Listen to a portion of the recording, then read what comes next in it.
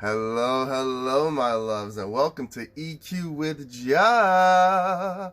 So today, I just randomly had this thought where I was watching this old clip or video, and it was like a forum when they were talking, and one of the guys who got up to ask a question, they said that age-old thing that drives me crazy when it comes to understanding the world of our soul and the inner workings of our emotions.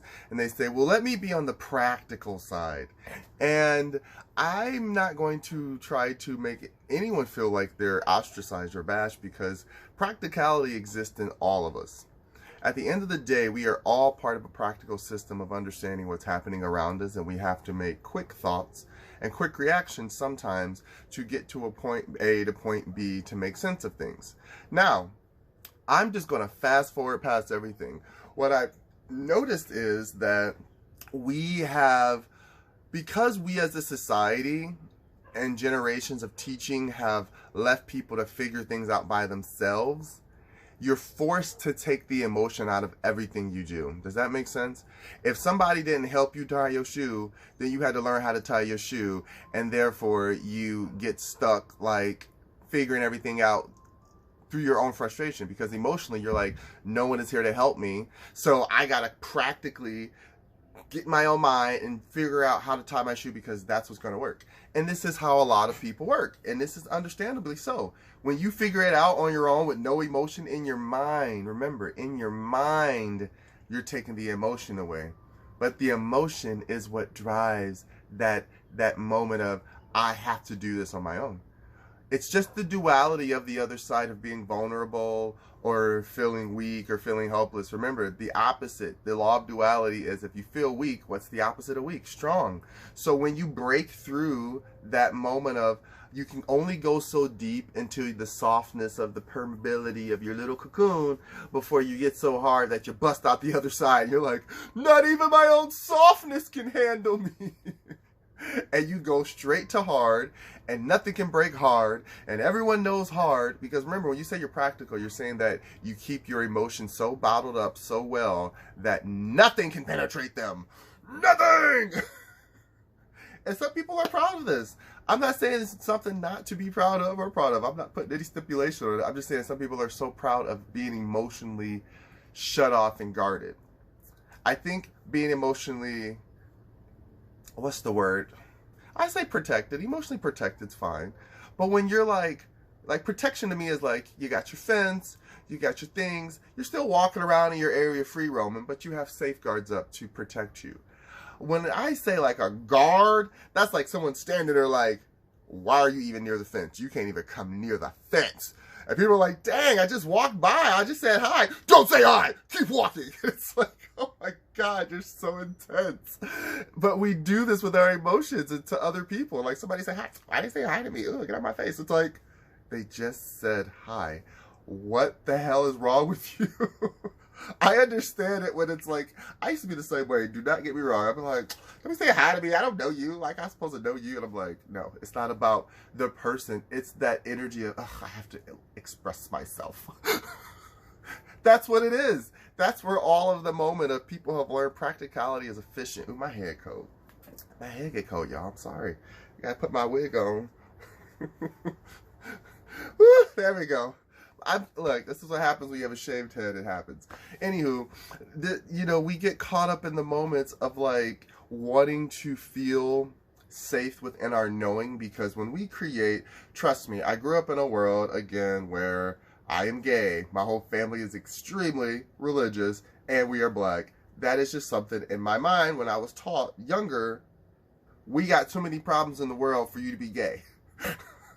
That's basically how my identity was described to me as a child. We got too much other shit that we've been conditionally given, and we have to work through all the time. Work. We got to practically be better. We got to be better. Because remember, practicality means you're constantly working.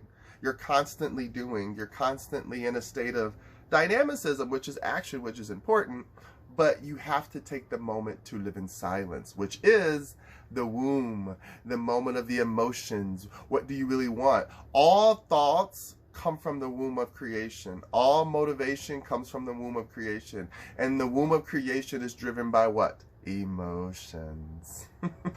You're not going to get away from them, people. I'm sorry. Try as hard as you may, it's not going to happen. You have to just allow the process of knowing to release the control of whatever the body is calling in.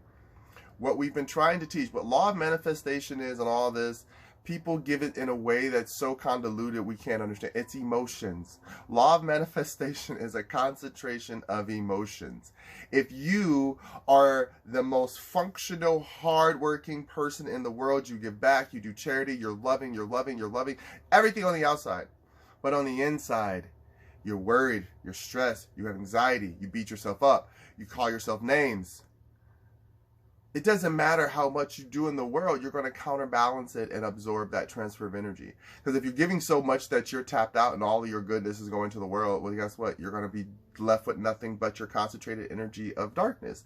And darkness is not bad. Darkness is simply, here are these heavy energies that are not activated unless I give them some type of stimulant. Remember, there's things that are called generators. A generator literally pulls an energy and is a backup source. So like these energies are here to protect the other ones that you're giving away to everyone else. So you have to find that balance. And when we say we're practical, practicality I can sit with better than saying logical. Logical literally means all I did was read this and that's all I need to know. I've said it before and I'll say it again. That's not a compliment to yourself. Do not say, I'm a logical thinker. That means you only think in the way you were taught from what someone else taught you without ever questioning it. That is a logical thinker. I don't have time for you. Go do something else with yourself. Practical thinker is, they read it. They have the logic. They have the knowledge, but they understand that sensibly things aren't always going to work out this way, and there's a level of empathy connected to it. This is where a practical thinker, we can kick it. We get along enough to say, I see where you're coming from, but I also feel where you're coming from. And the hindrance of worrying about the outside world is going to affect you more than balancing your own inside world. Again, hurt people, hurt people, sick people, try to help sick people, happy people. It's all what this theory of it is, but we have the action of being leaders and stepping outside of ourselves and letting a healed person help a sick person.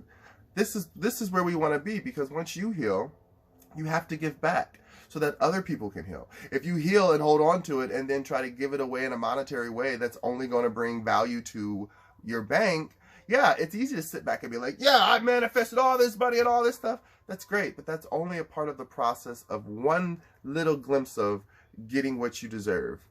What you truly deserve is conscious balance of your own body and your ego and your soul, so that they can both communicate at all times and know. Like right now, I have this information that is logically in front of me. Practically, I know I have to make a choice quick, but I'm not ready to do so. This is the buffer between saying I need to tap into my emotions. The emotions then go into a lateral place of thinking, which when you have to think about how it works. If you're always in control, this is the thing that's anchored into the wall, okay? This is logic. Logic is anchored into the wall. Practicality is the free roaming wire that needs to go somewhere, but it doesn't know what it needs to attach to. So you can't just attach straight to your emotions, because your emotions are all over the freaking place. It's like trying to catch a fish, okay? What you want to do is allow your logic to stay in fold, and then your practicality to kind of just see where it's whipping towards. And then that's how you come in with a lateral thinking mind. Lateral is the opposite of logical, which is everywhere, every which way. Lateral can be this way, it could be this way, it could be this way. Logical is only linear. We've established that. Lateral is every which way. Or if you want to just make it the opposite way of the linear, but it's still making it out there. It's a creative space of, if I attach the wire to that, then I can do that, and that makes me feel safer. Now, not only did you just make it an emotional decision to keep you safe, because you can make a decision very quickly and not think it through, and then you get up there and realize, this ain't safe. It was a great idea, logically, practically, it worked out in design, but emotionally, I'm scared as fuck. This is not what I signed up for. This is why we have to understand. It doesn't matter how much practical understanding you have of life or how much logic you apply through what you see works every day. This is just learning the patterns. It's okay. I memorize patterns too and see, if you just do this enough, you're going to get this result. That's all that is. You know, we pay attention. That's the analytics of the human body and the human mind. We can do it that way. All you got to do is pay attention to the trends of where we are emotionally, and I can tell you where we're going logically next, because emotions drive everything. Logic can only go so far before the emotions have to tell it what to do. Period.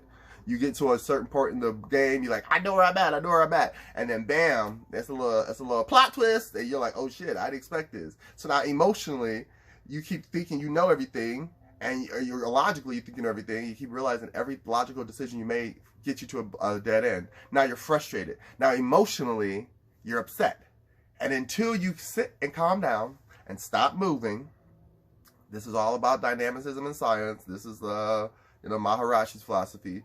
And then there's still again the law of the land, the law of duality, the law of polarity, as above, so below. Once you sit the hell down and calm down and think about what you're doing and work out a practical plan. Remember, a plan is the silence. Once you put it into action, that is the dynamicism, okay? All creation starts in silence. All dynamicism then is attached to that action. So you cannot just work if you never made the plan. You're going to kill yourself because you're just doing it for somebody else's who knows end result. If you make the plan yourself, you know where you're going, you know how to take yourself there, and once you make it to your goal, emotionally you say, okay, we're ready to go up to the next level. This is how we train ourselves and teach ourselves how to emotionally be intelligent enough to say, this is better for me. I see why this works, I see how this works, I understand the premise of it, but this works better for me. So when we have these moments of, I need to be practical. Like emotionally, I know what I want, but I have to be practical. I have to really take the time, chill out. I can't call them right away. We've established a connection. I got to calm down. I got to be chill. Maybe this is personal, maybe not. I don't know. But that's the point. I have to understand that other people have other lives. They have their things going on.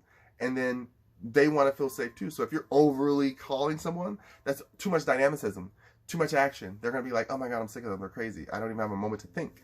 If you give it a little bit of moment of silence, you allow something to grow there. Because it's like, wait, there was a bunch of action here yesterday. I was all over the place because my emotions are not used to this. Once it settled down, I realized, wait, I kind of missed that action and I want that action back. That's how you get a call back. That's how it works. It's that simple. You just have to trust the energy and have to know when to let go and when to hold on. This is when we become what I call emotionally aligned to our practicality, because then we're able to see I have all of these options of choice based on the information I have, which is the logic. But emotionally, I see that if I make this choice, it's going to affect that outcome. If I make this choice, it's going to affect that outcome. If I affect this choice, it's going to make that outcome. So emotionally, what's going to make me feel best? I'm going to pick this one because I can see how it's going to benefit everyone and keep me safe emotionally without stressing out. Bam. That's how you make a practically aligned emotional decision. That's how you use emotional intelligence to get back to your center. So again, it's okay to be practical, but don't let the world shut you down and put you in a box of, I wanted to say title, but also labeling you as a one-track pony. You know what I mean? Like, I can only get this far until I need someone else's help. And if I haven't made it this far, no one else can. We have to let go of that understanding too, of because you work so hard your entire life to fight for what you should probably innately have, you've learned how to shut your emotions down to a point where they seem obsolete and you're making decisions solely off your frontal lobes and off your thinking mind. And then that becomes the hedonism of the ego, which is, I deserve and I know better because trust me, look at my life. I've proven this. There's an emotional, spiritual level to everything that people achieve. When you're by yourself crying in the dark, I'm sure you're not telling too many people about that, but that's what got you that clarity and that sense of cleansing. So really give clout to your emotions the way they're meant to be given. We have to tap back into our emotionality and give ourselves the practical understanding that we are human beings living in a place that we really don't know. We're just growing and creating as we go, and then we use our history to give us a little bit of maybe an insight. But all we've seen is the destruction we've created from not allowing ourselves to love our full being and emotionally express what we feel when necessary. Okay? If you find a way to balance your emotions and self, then you find a way to balance peace in the world. This is the whole principle of meditation and different things that come into Maharishi's beliefs as well. It's knowing how to find balance in yourself, so then when you're a balanced person, you're interacting in a balanced environment, and then you give balanced love and people can feel balanced with you within, and they can have a comparison of love. All right. Mwah.